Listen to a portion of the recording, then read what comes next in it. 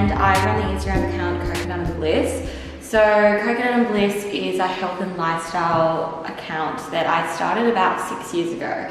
And it actually started more focused in the health food space, where I'd create a lot of recipes and share my favorite healthy local cafes. And then over time, I kind of transitioned more to curating content surrounding fashion and lifestyle in general. And majority of this is sponsored content. However, there's also organic content that I also feature on my feed. I think in one regard, it's a really positive move, as influencers don't feel obliged to post content that's going to receive engagement. I think it is really encouraging the curation of creative content. Influencers can post things that they truly want to post. They're not concerned about whether or not it will receive likes, and from a really superficial point of view.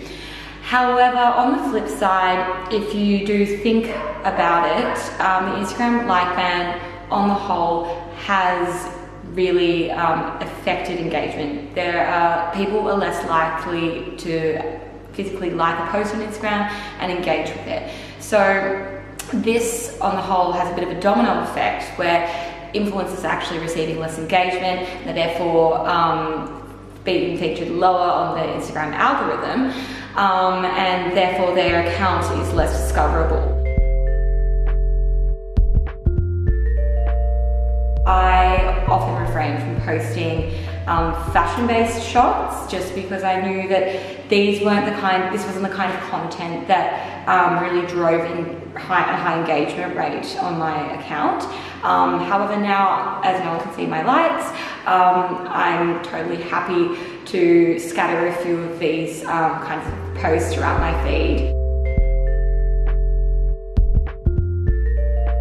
I think on the whole, the Instagram likes ban has definitely meant that it's harder to break in as an influencer, particularly starting out, but also these already existing micro-influencers. Brands would often use engagement as a way to measure the credibility of an influencer. Often being able to see the number of likes per post gave transparency to whether or not an influencer had, purchased their followers. So now, without this insight, it's really difficult for brands to differentiate between influencers who are receiving this organic high engagement and who aren't. So it's really easy for brands to skim over influencers who are actually receiving likes and who do have great reach, versus those who potentially have bought followers and are actually receiving really low engagement.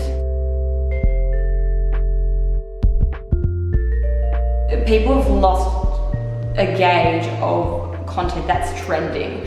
So in the past, you're scrolling your feed, you see a post that has 30,000 likes, and okay, this is content that's on trend, that's popular, so you might like the post as well. Whereas now, you have no idea whether or not people are engaging with that post. You don't know if other people like it. Are you the only one who likes it? Is everyone loving it? So yeah, I do think there is a mixture of positive and negative aspects that have come with this ban.